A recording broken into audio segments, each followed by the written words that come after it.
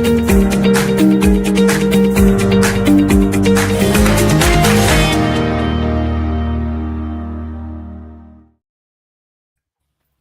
good morning, everyone. Welcome to the Energy Realities Podcast. I am David Blackman here in Texas, along with our co-host this morning, Dr. Tammy Nemeth, who is in the UK today. How are you today?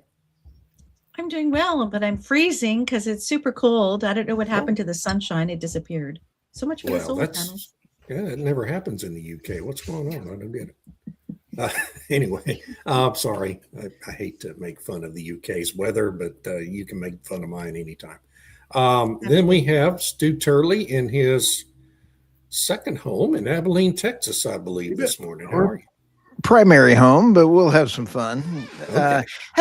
My wife was in a panic, though, at our lake house. A bear was in the backyard, and so it's like, we're not talking small bear. It's like holy cow Batman type stuff. So buckle up. Did she try to feed it? Bears. No, we don't. You don't feed the bears because bears are like Democrats. Once you feed them, they destroy everything, and Democrats do the same thing. So, great analogy. We don't have bears in North Texas, but we do have bobcats. So I have to keep an eye on my cat Max when I let him outside. And with us also today from Bulgaria, Irina Slav. How are you this morning? I'm great, thank you, David. It's real spring here. It's actually a bit strange. It's so warm and pleasant and lovely. Sorry, man. Tammy. I'll try to send some good weather your way. Yeah, please do. I will try. It's wonderful. Well, I just noticed I got my camera in reverse somehow. All my maps are backwards. Oh well, we'll just have to go with it today. I don't know where to go change that, but here we are. We're another day, another week, another Monday morning, with the President of the United States having rejected the exact same proposal from Iran that they sent in 4 times now. I don't see any difference between it and what they were proposing a month ago, so I'm not sure why these negotiations continue. They're obviously not going anywhere. There is no peaceful solution to this, and that's really unfortunate. But of course, oil prices are going up this morning in response to the president's latest rejection of the same plan. And so it's like this crazy madness we've got happening now and have had happening for too long. The gas prices are up. Everybody's mad. And I don't know where we go from here. Stu, I'm going to let you kick it off with your weekly update on the Iranian conflict.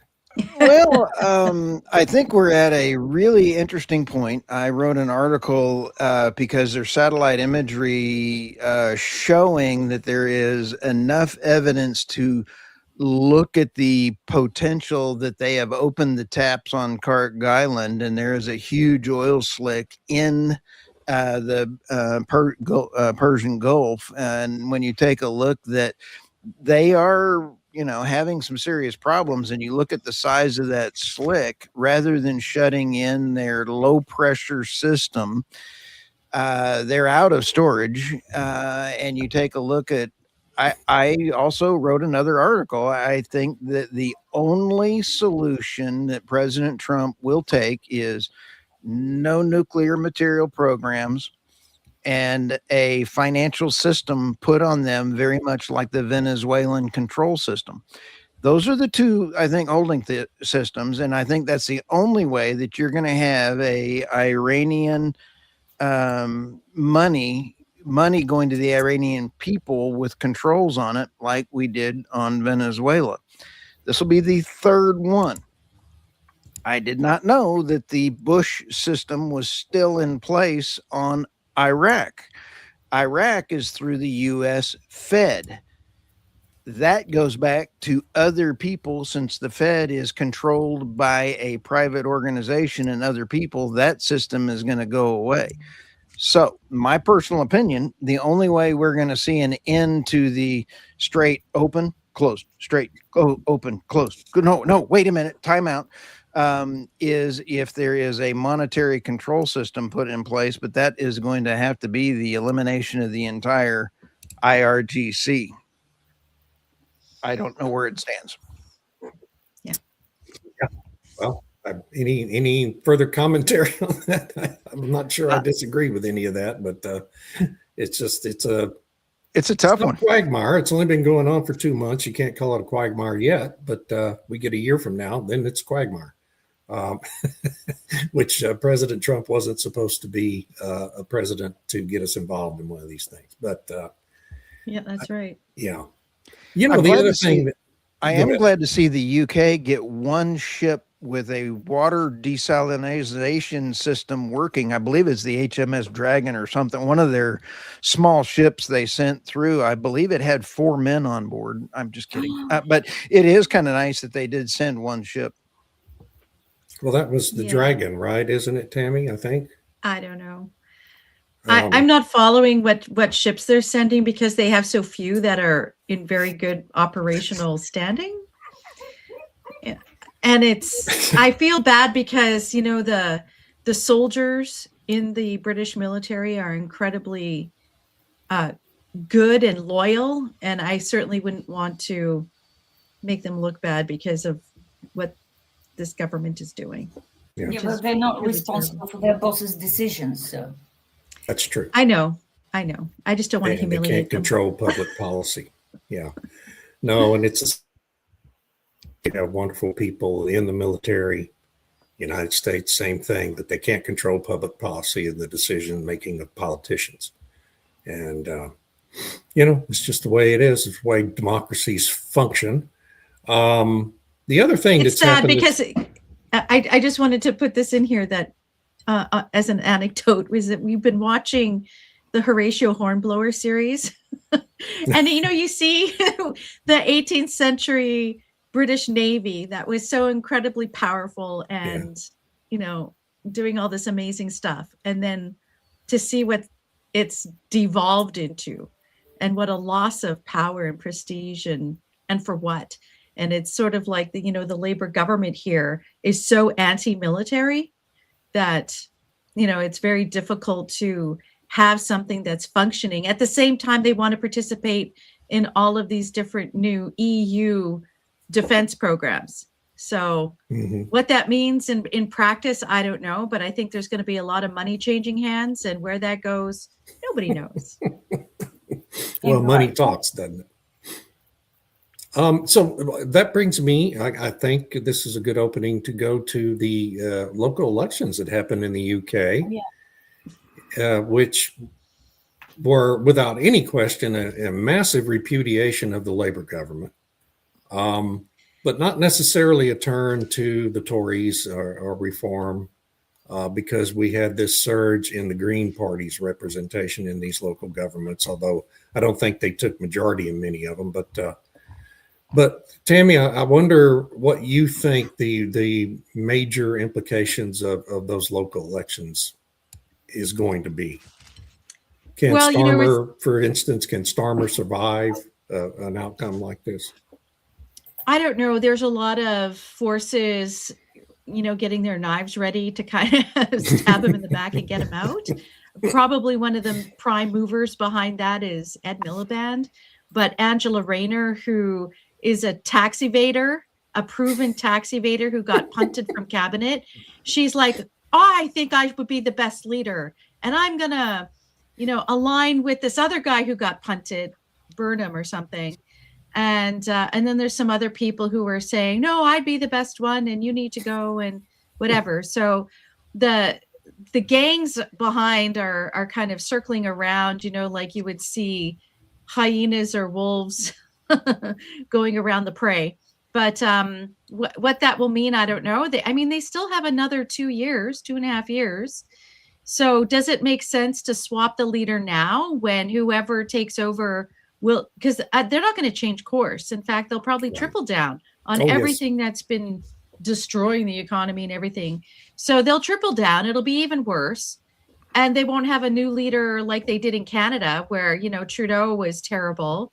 And then they parachute Carney in. And then suddenly, oh, it's all new. and then he wins with this stupid elbows up thing. So, from a strategic point of view, it would make sense to just keep Starmer there as the sort of lightning rod of discontent, and then have a new leader come in 6 months before the election.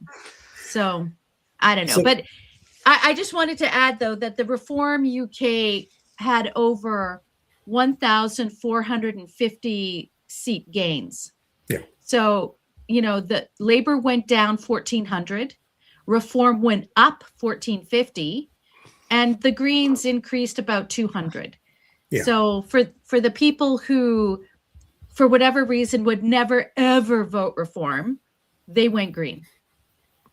Right. That's even Right. But worse. I'm sorry, go ahead. I'm sorry. No, it's even worse than Labour. They're green. It's Yes. in the name. I know they're Yeah. and their leader is a crazy sort of Islamic sympathizer, anti-Semitic. They were running in the ridings where they won a lot.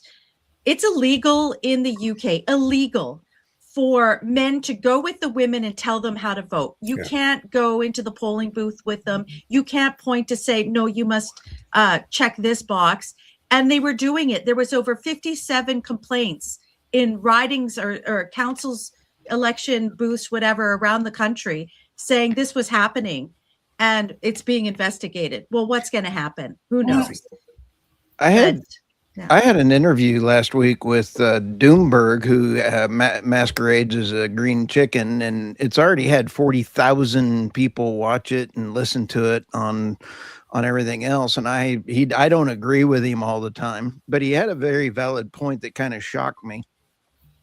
He said Ed Miliband stands to be the next prime minister, and I Yes. was like, "Whoa! I did not have that on my bingo card." And he explained. He's the only one that didn't have ties to certain people that are being investigated, but he is a Muppet with the brain power of a potato bed. And he goes, it doesn't matter. He's about the cleanest thing they got. And I'm like, whoa. I know. And, we all know how crazy he is with respect to net zero. So if he's prime minister, oh my gosh. Yeah. Oh my gosh. Yeah. There Like goes your whatever, energy security. yeah, whatever kind of guardrails there are that's sort of keeping him from going full blown. And it's not like he's not trying to go full blown crazy, but that would be off if he's prime minister. So Training wheels would be off. Training wheels of sanity would be off. the brakes So- would be off. Yeah. The one thing that I wanted to point out about this is that, yes, it was a big surge for Reform and a big dip for Labor. But if you go through and add up the numbers, I think if you take this as a proxy for a national election, okay, which it isn't, but if you did that and you go through and add up the numbers for each party, you would still have Labor in a position to form a coalition government, Mhm. majority government. If they got together with the Greens and the Liberal Democrats, they'd have about 53 or 54% of the members' total voting. And Reform and the Conservatives only add up to 47, 48%. So it was a big, huge repudiation of Labor, but it wasn't necessarily a sea change, an indicator of a sea change in attitudes, pro-conservative attitudes, I guess, or pro-populist, however you want to put it. It's encouraging, but yeah, as you say, they've still got 2.5 years to inflict as much damage as they possibly can, and they're dedicated to doing it, and Yeah. so it's still a tough situation for Brits for the next few years until 2020. When is it? The next one scheduled May 2029, I think, or I think that's when the next national elections are required to be held, but they could call one earlier. They could call one early. I think it would be strategically stupid to call It an really early one at would, this yeah. point. Because some people are like, oh, well, we need a new election. Well, they don't have to. Yeah. And Yeah. they have so many MPs, and the MPs know that if they were to call an election, they'd lose. And the one thing MPs want is their pension. They want their cushy Well, of job. course, yeah. Yeah. So, yeah. Anyway, it was an interesting thing, and I think it's it's encouraging, and so we'll just have to keep praying for for UK, and hope it's going well at the end. I also wanted to talk about some comments. Oh, go ahead. But sorry, else. David, can I just add one Yeah, thing there? yeah. One of the there's two interesting things about this UK, the local elections, is that normally the local elections don't necessarily reflect the national politics. It'll be, you're concerned about the council hasn't been doing their job, and it's more, there's a lot more independents who tend to run in the local council elections. But this time it was very much a reflection on what's happening nationally. And one of the biggest outcomes was in Wales. So Wales is sort of like a separate entity from England, and they have a parliament that they set up, kind of, instead of a national they have their own kind of Welsh parliament, and that has been Labour like forever, since it was first established 25 or whatever years ago. It went to the Nationalist Party. The Labour just it was a catastrophic loss. Yeah. And the leader of the Labour Party lost her seat, and she resigned. And so the Nationalists basically are pretty, almost a majority. I think they're like 5 seats off a majority or something like that. So the Nationalists have basically taken the Welsh Parliament there. So that was an interesting outcome. Go Wales. Yeah, I thought they had fallen. Yeah, I did too. I mean, that was how did things go in Scotland? In the Scottish vote, do we know? I think they went SNP, the Nationalist Party, there too. Even though they had all these controversies and whatnot, the Scottish tend to be very much left of center. Yeah. And Labour was expecting to, put a real big dent in the SNP, but they were pretty much, the SNP managed to pull it out, is my understanding. So. Well, okay, so there's that. I wanted to just mention an interview that Chevron CEO Mike Wirth did on Friday with CNBC, in which he seemed to be projecting higher gas prices in the U.S. in the weeks to come as we move into summer driving season. He's obviously right about that. Prices always go up when we get into summer driving season in the United States, and that's going to be problematic for people. And then we have this evolving situation. The longer this thing in Iraq continues to linger, the oil markets are continue to price in a quick resolution to this, and an assumption, I think, that prices are just going to go back to where they were on February 28th as soon as the conflict ends and the Strait of Hormuz is reopened. Yeah. And there does seem, though, to be a rising realization, I think, at least among experts, as we call them here in the United States, that there probably isn't going to be a quick resolution to the conflict. And even when there is, you're not going to have this precipitous fall in prices back to February 28th levels. So I just wanted to bring that up because it seemed that Mr. Wirth was really kind of trying to, set the stage for another significant round of gas price increases. We're already at $4.58 average in the United States per gallon. You don't have a lot of room left to run before you get to $5, which is where we were in the summer of 2022 under Joe Biden. And that seems really problematic for the Trump administration if we get to that level, because that's it's an emotional kind of thing with American drivers. And so I just wanted to throw that out there. I'm not sure there's much else to say about it other than we're not finished with rising gas prices in the United States, just as Europe's not finished with them. And I wonder what the situation in Europe is with gas, not just gas prices, but also jet fuel and how the airlines are adjusting to the higher prices because we see it happening in the United States. And I just wonder what the situation is in Europe. Do y'all have anything you want to add to that? They're saying there's no shortage of jet fuel. No shortage. Good. Brussels is saying, and I think airlines are saying the same, but all those Good. cancelled flights must be just, good planning. Okay. I think they'll keep lying until the shortages actually arrive. Yeah. It's really strange that people don't care. I mean, I have friends planning summer travel abroad by plane. Like, nothing has changed. Yeah. I hope they're not going on a cruise with where you might get hantavirus. Your friends. That was some That's all timing funny, with this virus, wasn't it? Just when Yes. fuel supply is getting tight, now we have a new virus scare that might discourage a lot of people from traveling. Yeah. It's an interesting coincidence. It really is. And now there's a Princess cruise supposedly with 125 people having contracted With another COVID. virus. Yeah. Yeah. What's with these Amazing. viruses? Yeah. They're very, very strange. What do you think about the viruses, Stu? I could care less. If the viruses are a fake thing again, and I'm not falling for it, have a great day. And the thing that's really interesting is California is on the edge of a cliff. And David, you bring up the point about gasoline.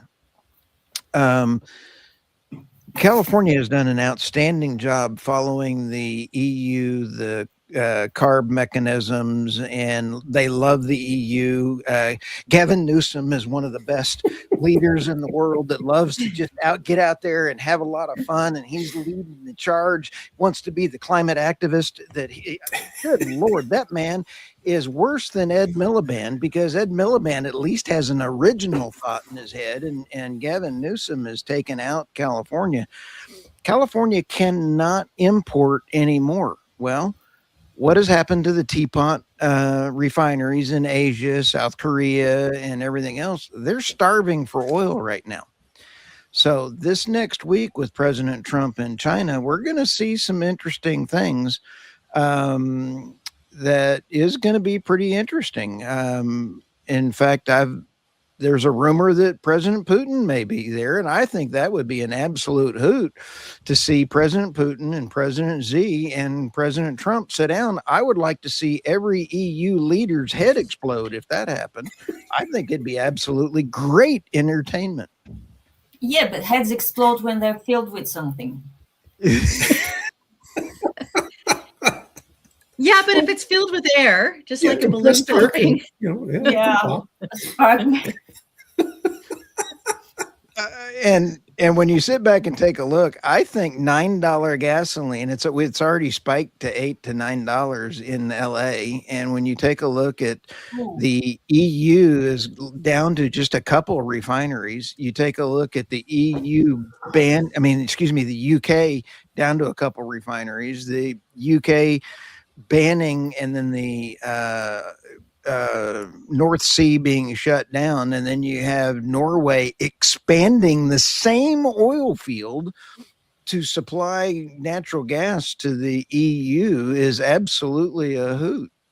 You can't buy this kind of entertainment in writing for energy, and I look for things other than the Strait of Hormuz. Do we expect Ed Miliband to ultimately approve another round of drilling in the North Sea, Tammy, or is it just not going to happen? I doubt it. Yeah. Okay. Well, they'll fast track approval for solar or wind or whatever, and now they're talking about, because when you have all that stuff, you need the transmission lines. That they're just going to build the transmission lines and run roughshod over people's property and concerns and stuff. So I see that more likely than anything. And batteries. I just read today that, so-called co-location installation, solar plus batteries and wind plus batteries is going to surge by 400% or something by 2030. And imagine that the best locations across Europe, as in the continent, are Germany, the UK, and Bulgaria, with Bulgaria and the UK sharing the number 2 spot. What? Wow. Yeah, yeah. I guess we have a lot of solar, and we apparently will have some really good subsidies for even more solar. And the UK, I guess, is because of all the wind turbines. So we're the second best place in Europe for batteries, and I can't begin to tell you how happy this makes me. I'm sure. Absolutely. Yeah. Absolutely. Well, yeah. And so that brings me to another thing that happened this last week. The USGS announced this massive new lithium find in the Appalachia region of the United States, from South Carolina all the way up through Maine, in this mountainous forested country, and had big ballyhoo about it, big public announcement and all this favorable media. And I wonder if any of that's going to actually be produced. And I wrote a piece about it at the Daily Caller, talking about the fact that, yeah, it's a lot of lithium, but there's a lot of lithium in other places in the United States. Exxon's drilling these wells in southern Arkansas that you're going to produce the lithium from the brine in the Smackover Formation. It's a lot cheaper, a lot easier to access. And you have stuff out in Nevada. You have resources everywhere. My question is, and I wonder if anyone has an opinion about it, we see all these, we've been waiting for the step change in battery technology to come about for 35 years. And, it's always just around the corner: solid state batteries, liquid metal batteries, sodium ion batteries now that Elon Musk is using in Teslas. Will any of this lithium ever be produced? It takes 29 years to start a new mining operation in the United States on average over the last few decades. We ever going to produce any of that lithium from these mountains, hard rock mining kind of operation in a region that's spread out over 1,000 miles? I honestly don't think any of that lithium is ever going to be produced. That's my opinion, because I do think we're going to get to a different technology. I think the EV industry simply has to have a different technology for its batteries. And so does the stationary battery industry, because you've got this 3-hour discharge with the current technology that just really doesn't do the job that needs to be done in these battery backed up installations. I just wonder what y'all's sense is about what the market for new lithium resources really is globally, because it does feel like we're about to have a different technology kind of take over the EV and the stationary battery segments. And but that's just my opinion, and I've always been really skeptical of it, but I think we're getting to the point where innovation is actually going to make all these lithium resources kind of obsolete. Anybody have an opinion about that? That's an interesting view. And it's like with all of these things, there's a lot of very interesting, innovative technologies that have been introduced in the lab. And there hasn't been so many that have been developed commercially. And there's a huge leap between what is lab worthy and what is commercially ready. And so it may well be that in the next 5 to 10 years that technology could take off. China's claiming it's got something, who knows? But in the meantime, are they saying that so that the United States and Europe don't develop their own lithium resources and still must be dependent on China's supply chains?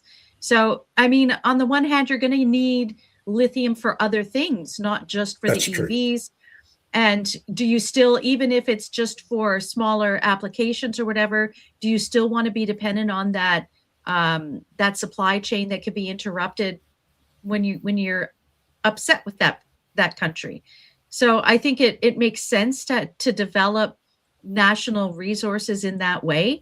But I don't know what, like you said, if the regulations, what are the environmental considerations, what are the activists going to say?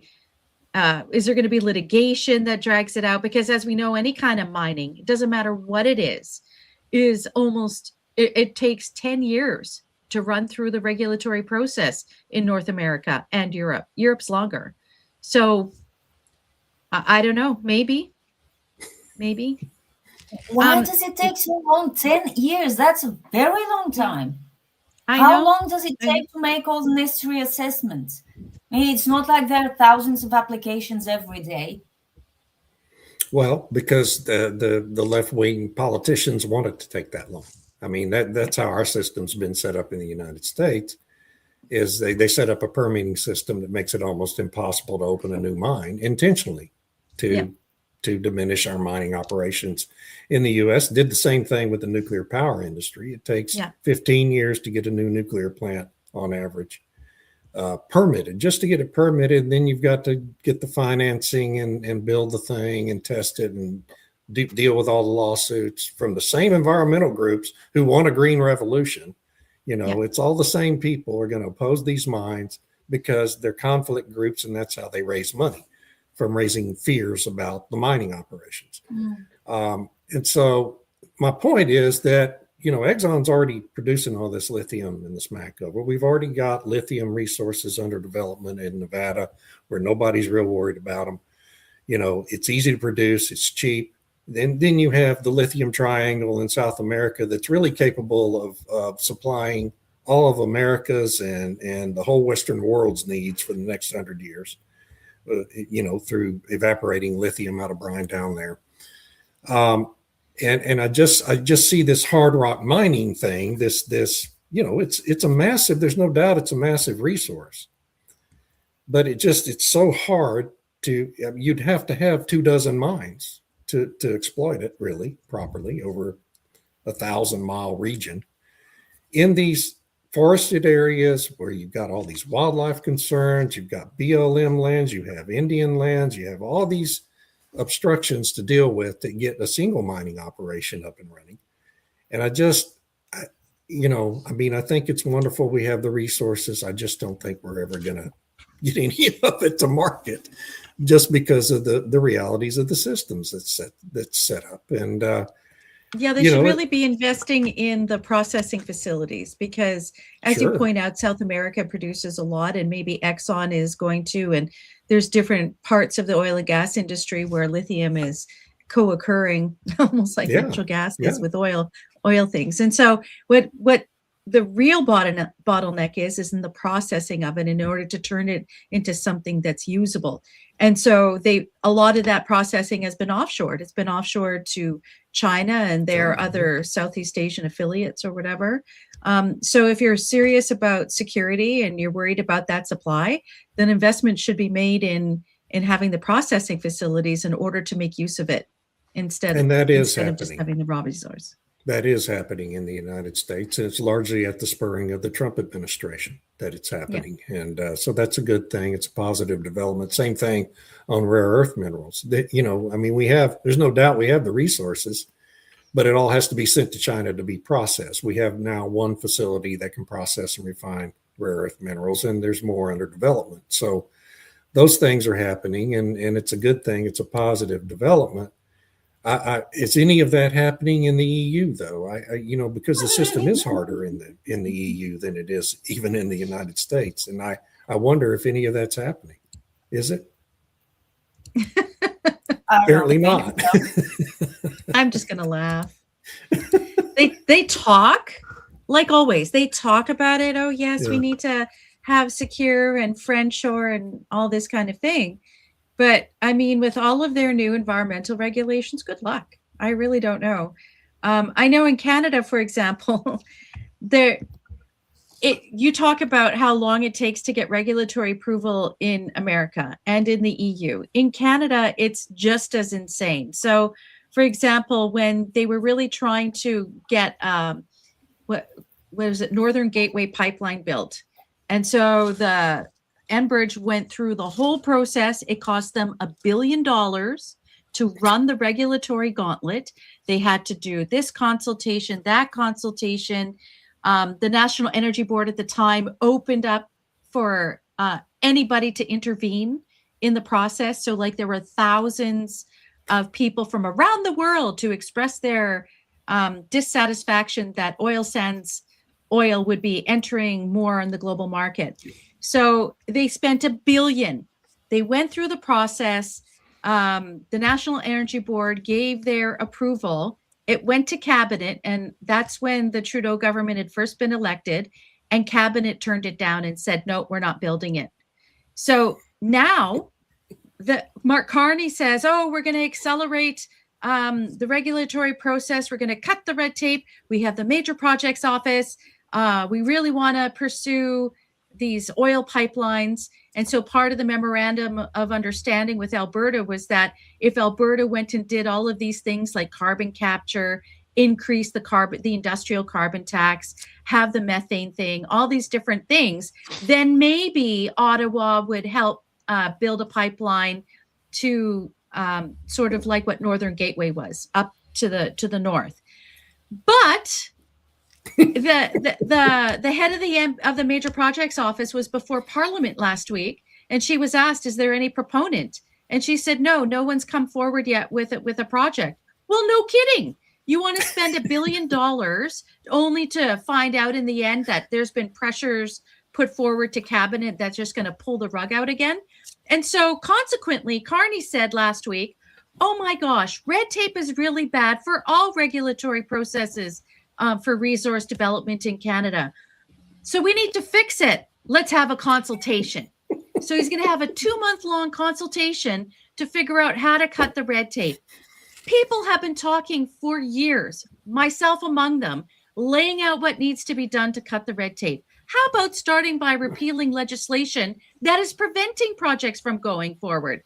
Oh, no, I don't know. We can't repeal that legislation, but we'll allow exemptions when we feel like it.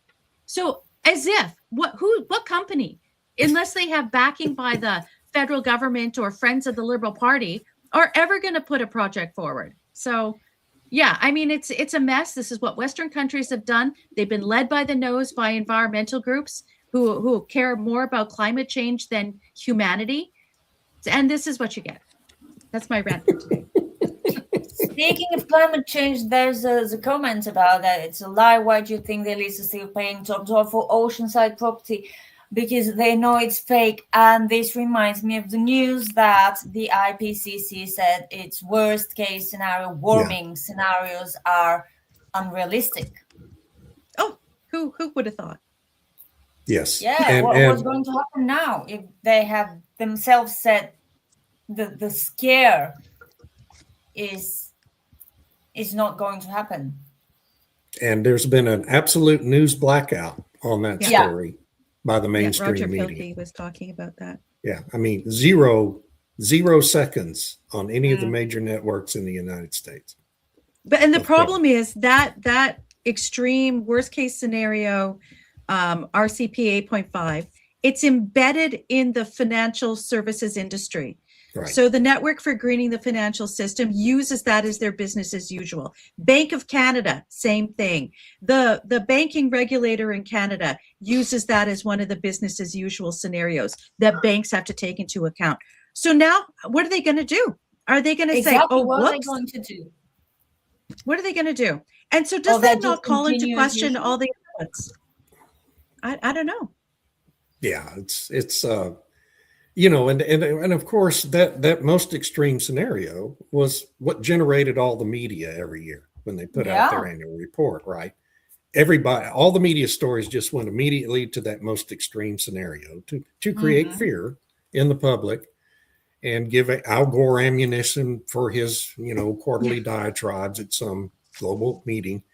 And so now that's not going to be there anymore. And you wonder what they're going to do with an IPCC report that's based more in at least some semblance of potential reality. It's going to be a real. It's kind of like the EPA's endangerment finding going away. This has been the foundation for the fright scenarios for what, I don't know, 30 years now, and now it's no longer going to exist. So they're going to have a hard time maintaining their narratives, trying to frighten young children into committing suicide in our public schools, which has been happening for 30 years as well. uh, because they're afraid climate change is going to kill them anyway. It's pitiful. So yeah, that was a huge story, and unfortunately, it didn't get any coverage. Well, they just pretend it didn't happen. I think that's the most likely Right. course of action, since it's not being amplified by the media. Right. They can do that. People don't know. Well, and they can just get some professor at Cornell University or Leeds in England, or the Rocky what's it Mountains, called, yeah. RMI, to dummy up the scenario and put it out there anyway, right? And so you still maintain the fright that way. We have an interesting comment down here, and I wonder what everybody's opinions on it is. Hydrogen gas cars is future. So are hydrogen cars the future, or electric vehicles the future? What is the future? I don't think it's hydrogen. I think it's probably electric vehicles once they get their step change. I would like to see hydrogen become in that. I mean, I'm not opposed to it. I absolutely love the idea of pouring water into a car and everybody ride. But anybody that's ever invented a car that runs on water, turns it to hydrogen, is killed.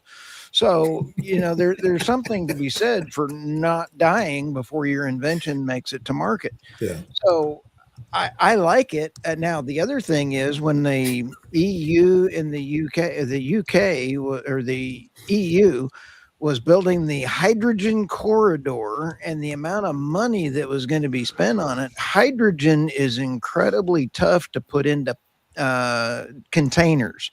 It is a very small molecule and it escapes. It's kind of like me trying to get away from my wife when she's got something for me to do. I find ways of getting out of the house and go get on my backhoe. Yeah. But when you sit back and try to take a look at hydrogen, why is this dude laughing? I'm not laughing. I think this is kind of fun. I'm sorry. I laugh at everything. Well, I'm actually kind of funny I'm a legend in my own mind. But when we sit back and think, I think hydrogen is actually a very good thing. Economically is where you have to sit back and take a look at hydrogen. Well, you don't want to put it in blimps, though. Okay. Oh, we're dinosaurs, you guys. Yay! I love to be dinosaurs. Retro Rocket. You're the man. Whoop, he gone. Okay. Why would you delete him? That was funny. Okay. No, he didn't. He's still there. But about green hydrogen, it's one of the most pro net zero outlets admitted that it's not going to work for Germany because it's going to cost a lot more than they expected previously, like billions and billions more. So what happened to using old natural gas pipelines to ship it from point A to point B as part of this hydrogen pipeline network? Apparently it's not going to be possible as easily as they expected. So the international, the Institute of Energy Economics and Financial Analysis, that's the name. They said green hydrogen is not going to work for Germany. It's not going to work for anybody. I mean, it's expensive. Exactly. If it doesn't work for Germany, how is it going to work for anybody at all? Yeah. Yeah, Germany's doing really good. Let's see, blowing up their nuclear reactors, blowing up their lignite mines so they can never go back to coal, kind of like everybody else, and looking at how coal is becoming king again. Oh, let's follow Germany. Yeah, coal is becoming king again, or it's remaining king. We used another record level of it in 2025, and we're well on the pace to do that again. You're not blocked yet, Retro Rocket, but I should. Just kidding.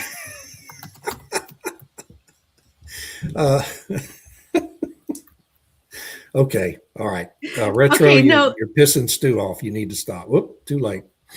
Okay, so stop blocking people. They're not being too mean. Yeah, Retro cussing or anything. Yeah, Retro was funny because they called us and me a net zero denier. Oh darn, they caught me. Oh yeah, I I'm deny that heartbroken. destroying reliable energy, tripling electricity prices, and subsidizing Chinese solar panels built from coal is saving the planet. Yeah, I'm And guilty. what they don't realize is all they're doing is helping all of our algorithms by commenting and liking and watching. So thank you very much. We I appreciate it. Yeah, I appreciate it. That's great. So yeah, and I don't think it's even possible to be. I don't even understand what the term net zero denier actually means. I know. Does Because it's anyone coming. actually deny that there's an Denying effort to the get to net need. zero? Yeah, Yeah. the need, the urgency of getting to net zero. I Well, think. okay. Well, I totally Oh, deny that's that. funny. Yes, absolutely. But No, I'm we're not not denying that the net zero project exists. It obviously exists in the brains of lunatics and retro rocket. So, what next? Okay. Okay, can I add something in here? So Irina had a piece last week where I think it was probably, like you said, Irina, one of these breaking news kind of stories, because it was Fatty Birol came into It was Canada. an oil price too. It was an oil price story where he showed up having a meeting with Mark Carney and said that Canada has a golden opportunity. Oh yes, I remember it now. Yeah. Right. A golden opportunity to help the world, help its European partners, help Asia by getting more oil and gas onto the global market. You're right. It is a golden opportunity. I think Canada's going to squander it like they did in 2022.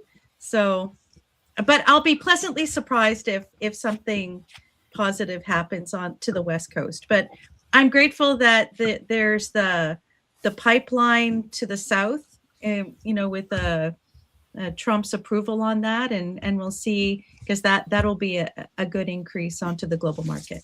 Yeah. But it's a bit rich coming from Birol, isn't it? Birol, who has campaigned for years that oil and gas companies should start reducing their production instead of investing in more future production. Now he's telling Canada, you have a golden opportunity, but you must take it now or miss it.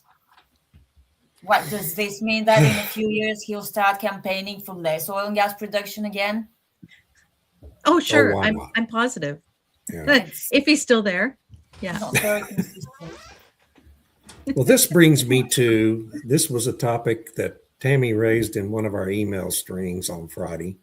We had Barack Obama and Pete Buttigieg going to Canada at the invitation, I guess, of Mark Carney to speak at an event hosted by the Center for American Progress.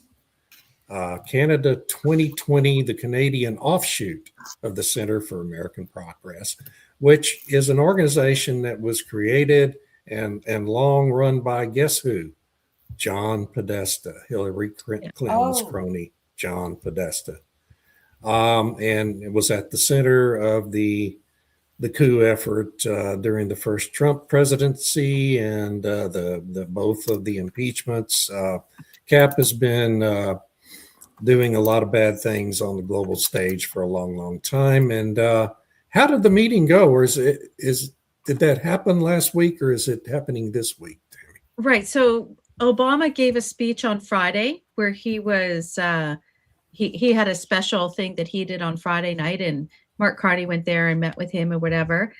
And then there was, on Saturday was the big meeting, and that one had Pete Buttigieg and the other people and whatnot. And that's where Carney gave the keynote at the end, where he talked about, he basically rehashed a lot of the stuff that he said at his little thing a few weeks ago, and when he was in Europe and at his Davos speech. So he keeps trotting out the same talking points.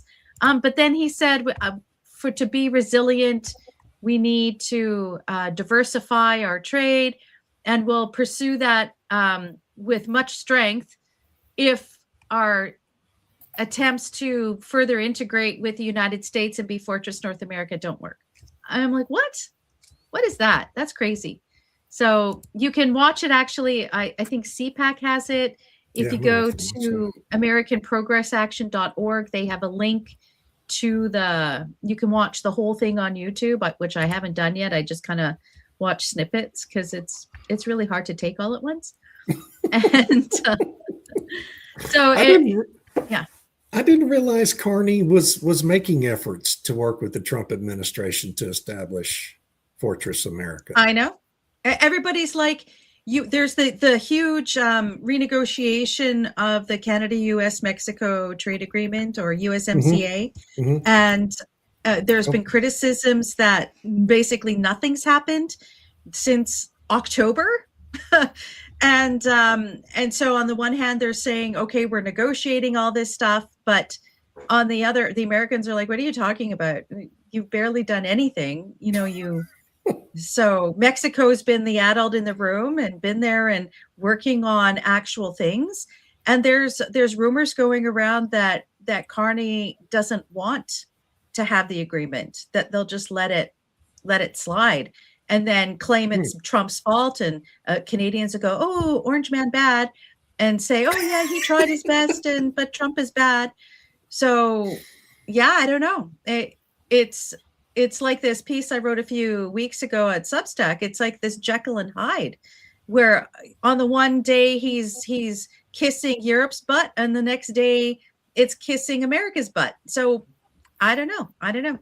Today, for example, Anita Anand, who's our foreign minister, like equivalent of Secretary of State, is in Europe, co-hosting a thing with Ukraine with the other European foreign ministers. I think, what do they call it? The Foreign Political Council or something like that. And then there was I think it was an article in Euractiv last week where they're like, oh my gosh, the Canadians are everywhere in Europe. All these bureaucrats, all these politicians in Europe, trying to do, it's an invasion, totally. And they're like, what's going on here? Why is Canada trying to do this? So yeah, I mean, it's weird. I don't understand what this schizophrenia is, but they're looking for new friends. They're diversifying. Sure. Maybe they want to join the EU, Irina. Yeah. Well, yeah, Carlos said that the EU is not about geography. We'll see. So they can join in the dance macabre you wrote about. Yeah. More partners, more dance partners, right? Yeah. The more the merrier. Literally. What else do we want to discuss today? What have I not gotten to? There has to be 1,000 things. I think we covered a lot of topics today. I'm not sure they were all relevant, but we've covered them. I think this is going to be a very interesting week. You have a new Fed chair. You have an old Fed chair that's walking out at the United States that doesn't want to leave, and he is now going to stay on the board. Unbelievable. Then you have the potential of President Xi and President Trump meeting in China. You have President Trump declaring a victory in the Strait of Hormuz. And quite honestly, I'm kind of like Bill Murray standing there at the Strait of Hormuz and reporting on this. It's open. It's closed. It's open. It's closed. It's open. And it is like Groundhog Day, yes. Yeah, and the new Fed chair means absolutely nothing. They all serve the same master. Yes, I know who owns the Fed. Do you? And it ain't us. It is a privately held corporation that funnels money around the world. Oh, geez.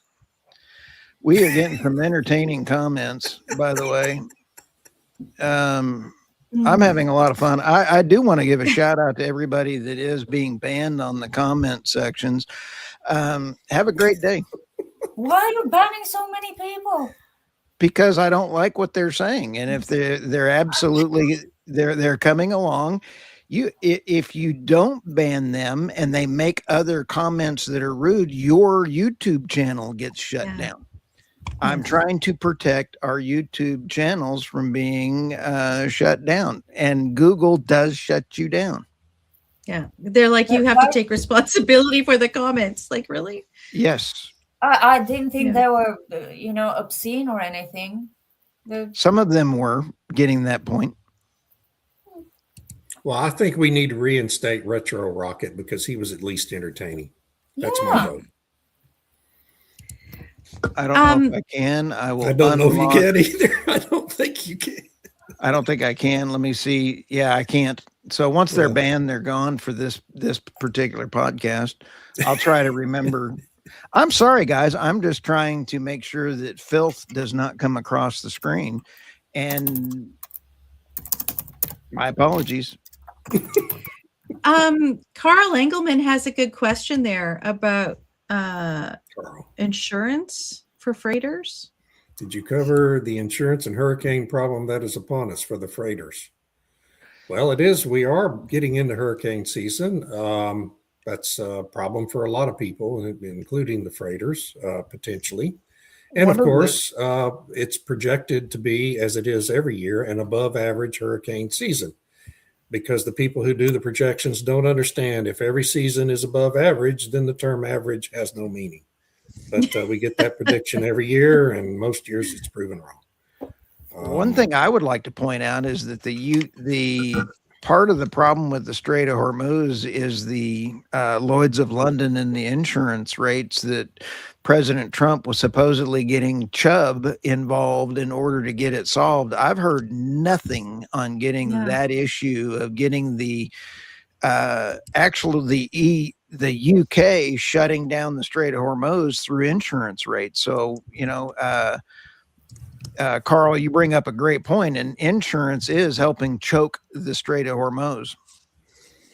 Yeah, but I mean, there's no hurricanes in the Strait of Hormuz. I think But he's it's insurance related. Come Right, on, work it's with me. I know insurance. Carl. Yes. Carl's a good dude. So, yeah. I mean, you've got to. I mean, obviously, the freighters need to be able to have their cargoes insured during a time of higher risk from hurricanes. And I don't, I mean, Lloyd's of London, I guess, is as much in control of that as it is in terms of oil freighters or oil tankers. So I guess there could be a big problem there. I haven't studied it. All comments, good and bad, create more viewers. I agree, but Okay. I'm at a point a in my limit. life that I really don't care if we have bad conversation people here. It's like John Podesta should be in jail, and I really don't want to talk about that man because I don't really care. Well, I So did I'd raise rather his talk name. about That energy. was my fault. Yeah, that was my fault. Okay, so I want to add something about experts because this is a hilarious story. About a bunch of economists, experts in Canada predicted that the jobs would increase by about 10,000 in Canada for the month of April, and that overall for the quarter, in the first quarter of 2026, it would be really positive. But then Bloomberg reported that they actually fell. There were 17,700 jobs lost Yikes. in the Canadian economy last month. And overall for the quarter, it was, I have to pull up the number here. 112,000 jobs lost in the first quarter of 2026 in Canada. So Carney's going on about how he's building this and investing this and so on and so forth, all this government spending, which honestly hasn't translated into anything. And he keeps saying that we're going to have the highest performing economy in the G7. Well, based on this quarter, I don't see it happening. So once again, we have experts giving expert predictions that are the absolute opposite of what So actually. you're saying Bloomberg Canada's called it- just like America, we need a better class of experts. Yeah. Yes. In Irina, every sorry, I didn't field. hear what you said. Did Bloomberg call it unexpected and shocking or surprising? Unexpected. Yeah, I think they It's used true. unexpected. They're Unexpected. trying to instill this perception of complete unexpectedness when everyone can see that Yes. it was not unexpected. Well, I mean, so people were making the argument that a lot of these economists are in alignment with the government, and so they were trying to provide this sort of positive spin. Oh yeah, the economy is going to be great, and so on. And then the numbers came in, and then it's like, oh, I guess we better rejig our calculations and so on. And it's kind of like journalism in Canada right now, where I would say 80% of it, maybe more, is funded by the federal government. So when you have that much of the media that's taking this government money, there's, whether it's intentional or not, the stories tend to not be as critical as it might be if they were independently funded. Well, in the United States for April, our experts predicted that the economy would add about 70,000 jobs, and it actually added 178,000. So, I mean, at least I guess we could say they were right in that the number increased, but they weren't really very close. So the jobs went from Canada to the US. Actually, that's one of the big things that a lot of businesses are just leaving.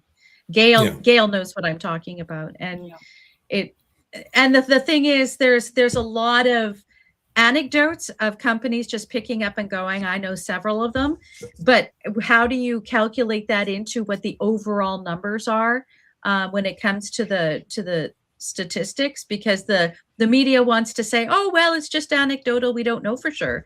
Well, this 177,000 or 112,000 job loss must be an indication of that. Yeah. It's like all the jobs in California going to Florida and Texas. Same principle. Wait, is it Ken Griffith?